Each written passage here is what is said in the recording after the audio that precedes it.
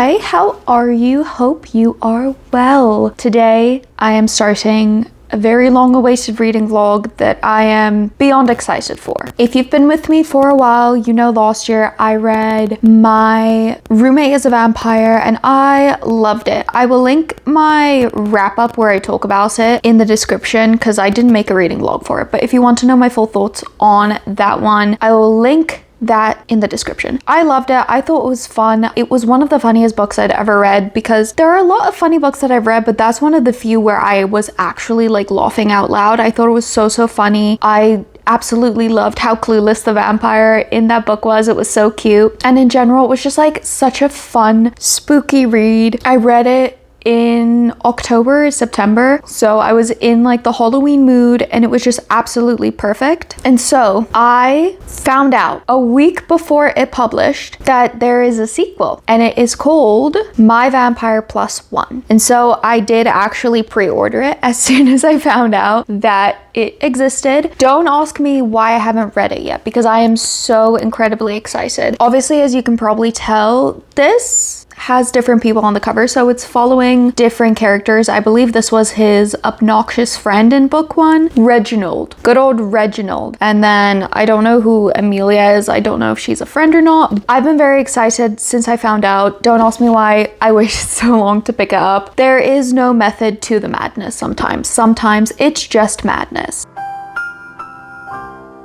But we're going to be reading this book in this vlog. I do have one complaint to start with before I go and actually start this book. When book one came out, My Roommate is a Vampire, I didn't understand why she didn't name it My Vampire Roommate because in my brain that just sounded better, but I let it go. And then I found out it was a sequel, so I was like, oh, so it's going to be a My Blank is a Vampire. No, this is My Vampire Plus One. So could someone please get the author to explain to me why they did that? Wouldn't it make so much more sense if book one was My Vampire Roommate and book two was My Vampire Plus One? Or if book one was My Roommate is a Vampire and then book two is My Plus One is a Vampire? That would make so much more sense because it would be My Vampire Blank or My Blank is a Vampire. That would make so much more sense. It would flow so much more. Why didn't they do that? It's bothering me so much. It's bothering me so much. I know it is such a tiny thing to get caught up on, but to me that's just, why didn't they do that? Somebody please get the team to speak to me about this. I don't think it's too late to change the title. I don't know, but it's really bothering me. I really wish that either this one was My Plus One as a Vampire or book one was My Vampire Roommate instead of what they did, but that's a personal problem. They're not gonna change it. I'm just being annoying. I'm gonna let it go because I could rant about this for 10 straight minutes and nobody wants that, but we're gonna go start this. Bad title aside, I'm very excited. I really hope it's just as funny as book one because I want to love this one too. Are my expectations too high going into this? Yes, most likely. I'm hoping not to be disappointed. At least I'm not expecting life-changingness from this. I'm just expecting this to be a fun, good, spooky time, which is what I'm in the mood for right now. Don't ask me why, I just am. So I'm reading the middle of the book. I should stop. I'm gonna go start this.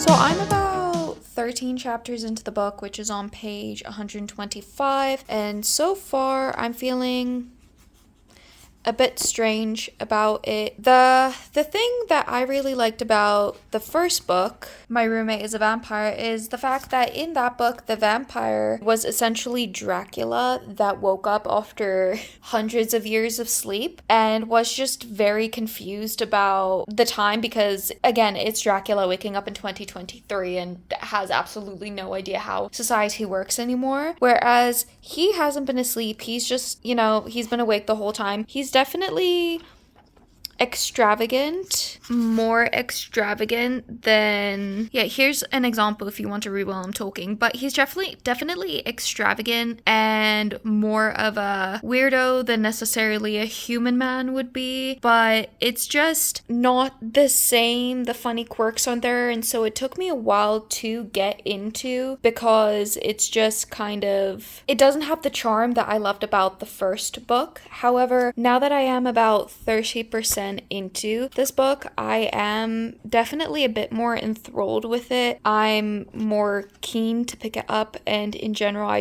when I do pick it up, I'm enjoying my time, whereas the first 50 pages were kind of a struggle to get through a little bit. And basically, the plot is he ran into her one night on accident. They don't know each other, and then she sees him the next day, and she asks him to be her +1 fake boyfriend for her cousin's wedding because her parents are annoying. He thinks it would be a very funny practical joke, so he says yes. There's kind of a bit of a problem going on because he is supposedly, and don't worry, this is literally on page 1, so this is not a spoiler, but he's supposedly a vampire fugitive, and he thinks he told her that he's a vampire, but obviously she was just like, haha, yeah, okay, whatever. But he doesn't realize that she didn't believe him, and so that's like an interesting dynamic that's going on as well. Also, that's really not a spoiler because that happens within like the first 100 or so pages, 50-ish, I'm not entirely sure. I will try and make this spoiler free so that if you want to read it, you can. But so far, it's interesting. It's a bit insta-lusty. They are both very, very attracted to each other, which is fine, but it's just lacking tension a little bit right now, which is a problem for me, but I'm hoping it picks up a little bit. We will see. I don't really remember how spicy this book is, so in general, we'll have to see. But yeah, so far it's interesting, but it is not necessarily beating my love for the first book, which is okay.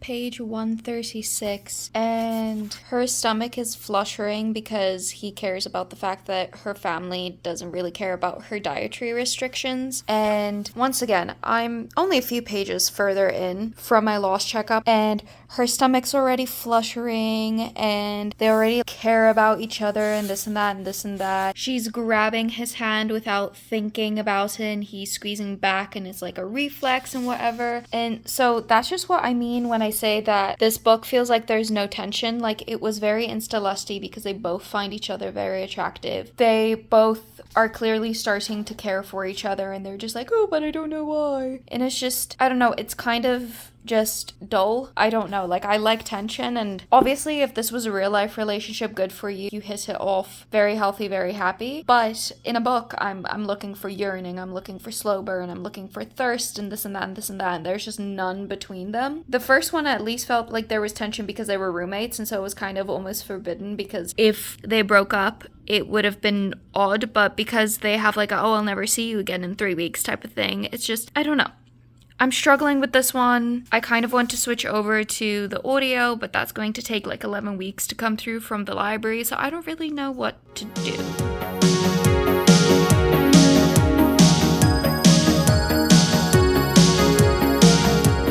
So I'm on page 192, and I have a lot of complaints at this point, quite frankly.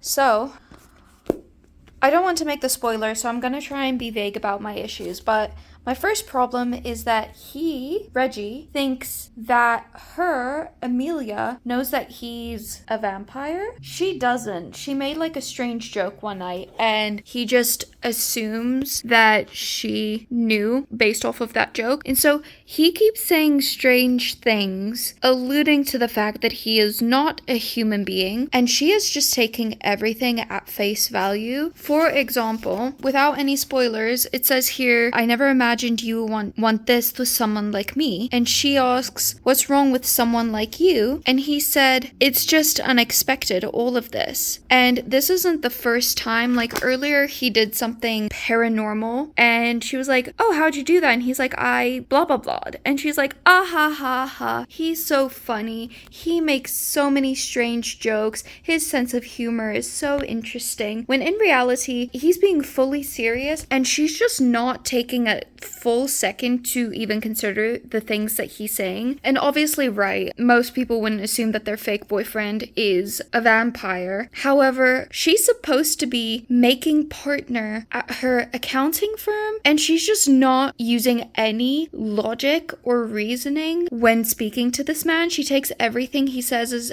just at face value as a joke, even though he says some really strange things. And it's really bothering me that she's just not trying to question it at all. It's very frustrating, and I'm this far into it. I still have quite a lot to go. I think I still have about 170 pages, and I'm just not having fun. I don't want to really be reading this anymore. I'm not having fun and I'm very annoyed. And it doesn't have the charm that the previous one had, because in the previous one, the characters were clueless as well, but it made sense. But with this one, she's just acting like an idiot and he's just, ugh. I'm annoyed and I don't know if I want to keep reading this book. And I'm so upset about it.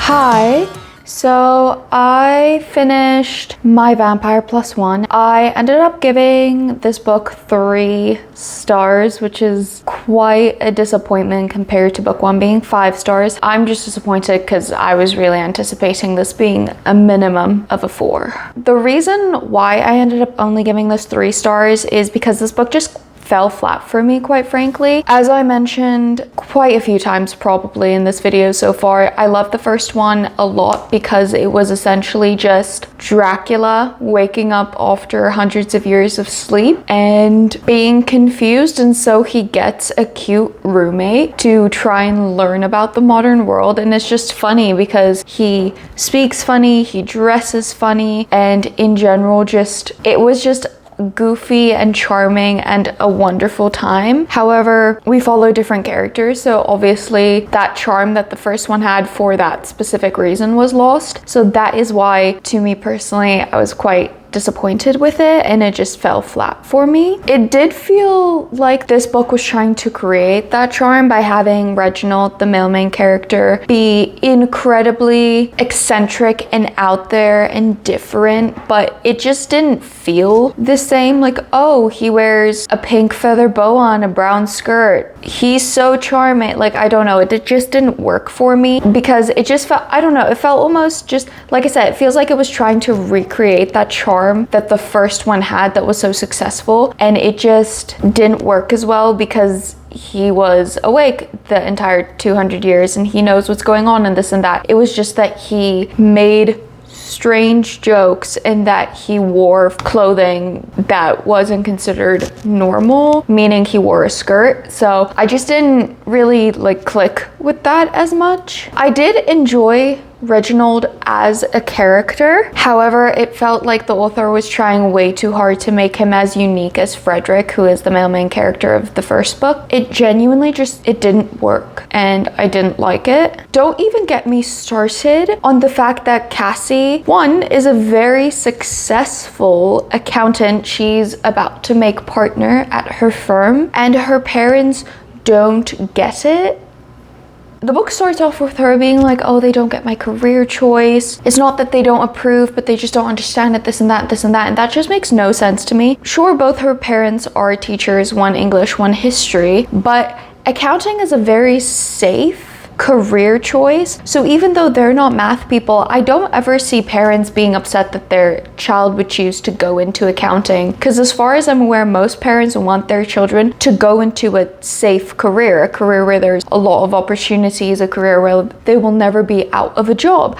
And accounting is definitely one of those. Everybody needs to do their taxes. And so to me, it just makes no sense that the author was trying to make her career this strange, unique thing that her parents just don't get, but she's an accountant. Maybe that was the aim of it and that's why it was so ridiculous, but either way, it just didn't make sense to me at all. I didn't like it really. Like it just felt strange. Also, I'm sorry if you can hear my washing machine in the background. However, that being said, I do feel very bad for Cassie because she has dietary restriction. She's a pescatarian and then she does not eat dairy, and her family never makes any like accommodations for her dietary restrictions. And I felt a lot of empathy for her in that instance because it's very like upsetting to see, and especially as someone myself with similar dietary restrictions, it's just so frustrating when there isn't any food for you to eat. So I felt a lot of empathy for her, and I like that the author did that because I feel like dietary restrictions aren't really usually something we see in books, and I liked having that as a part of it because I think that's something almost everyone, if not most people, struggle with in some type of way. They have something that they can't eat, some more severe than others. But that was something nice that I personally enjoyed, and I love that Reginald cared about that so deeply. Like he was constantly trying to get her food that she can eat and this and that and this and that. So I really, really enjoyed that part of the book. But then the thing I disliked the most about this book was how the author went about the romance in it. So essentially, they fall for each other incredibly quickly, which I think I touched on this earlier, but I'm really struggling with most contemporary books these days, unless it's something like an Abby Jimenez or an Emily Henry, where there is other plot going on and there's like actual trauma to dive into and deal with, and so there is heart to the story. But just normal fun, light-hearted contemporary romances I'm really struggling with because it feels like every character falls for their love interest within the first 7 pages, and it's so quick. They know each other for 2 weeks and she's already, I won't say it because it's a spoiler, but she's already considering a lot of things, which is crazy for the 2-week mark. It's just a bit much. Maybe I've become spoiled with fantasy, but it just feels like there is no tension, there is no stakes, there is really nothing that forces the characters to not jump each other's bones on page 5, and it's just frustrating. And so I think I might just have kind of outgrown the romance genre just a little bit. I still love it. There's still a lot of authors that I love and want to give a chance to, but in general, for the most part, when I pick one up, I get annoyed. I do think that's a me issue. However, I do feel like they fell for each other very, very quickly, and it just, to me, I know I didn't feel the tension. However, for me, slow burn is tension. So yeah, but just be aware if you do choose to pick it up that you might feel the same if we have similar tastes. And then the other thing that really bothered me is Cassie, the female main character, didn't want a relationship at all. It's not like she was single because of her job or this or that or this or that. She just kept saying she didn't want to have a boyfriend. She didn't care for relationships. When she went to her cousin's engagement party, she saw her cousin and her fiance being very in love, and she was like, I'm so happy to see that, but there is nothing in me that wishes I had that. And then at the end of the book, all of a sudden she just changes her mind and she wants that, and she's like, oh, never mind, I do want a boyfriend and a husband and forever. And it's just kind of like, it feels unreal, you know, because she's not 23, 22, 21, 20, 19, 18, where you're kind of in the phase where you don't necessarily know what you want. She was in her early to mid 30s. She'd been single for many years at that point. I feel like at that age, you know what you want, you know? You know if you want to be in a relationship or not. You know if you want to get married or not. You know if you want to have children or not. Obviously not everyone, we're all different, but at that age, I feel like most people haven't figured out what they want in their lives, and she didn't want that. So her just suddenly changing her mind felt very unrealistic and out of character. I think the thing that annoyed me was the author didn't have to make her that way. She didn't have to make her not want a relationship. She could have just said, oh, she hadn't found anyone at that point, or her job kept her too busy, or she just wanted to wait until later in life to find her person, you know, and it still would have made sense. Like, nothing about the story would have changed. So I really didn't like that arc. I don't know, in general, I just don't like that arc of like, oh, never wanted marriage, never wanted kids, but for the book we're just gonna force them to change their mind, because I don't think that's unrealistic. You know, there are people that know they don't want kids from like the age of 13, and I see that all the time in books where it's just like, I don't want kids, I don't want kids, I don't want kids, bam, at the end of the book, pregnant and happy. Like, that's not how that works. That's not real life. And I really just hate when they force characters into that mold when they clearly don't fit into that mold. Like, not everybody wants a nuclear family, and that is okay. It just kind of felt like that to me. It wasn't nearly as bad as some other books do it, but I just wanted to mention that. However, the thing that I did like, and the main reason why I kept reading this book, was Reginald's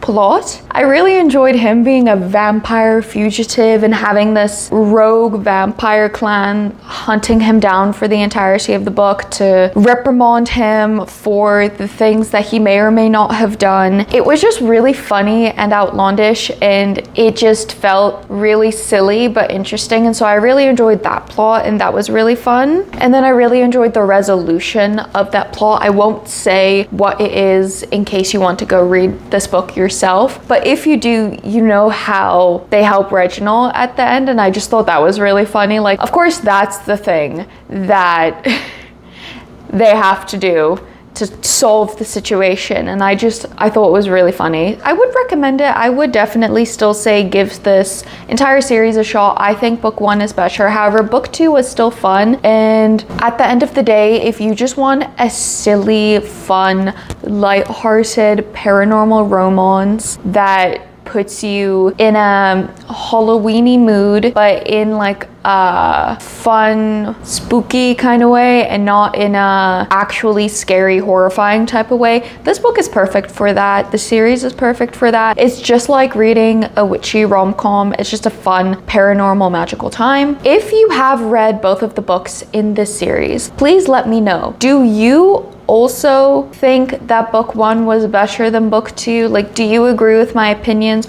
or do you disagree? And if you disagree, please tell me why. If you like me or my videos, I would really appreciate a like, comment, and subscribe if you feel like it. I hope you have a wonderful day. Thank you so much. Bye.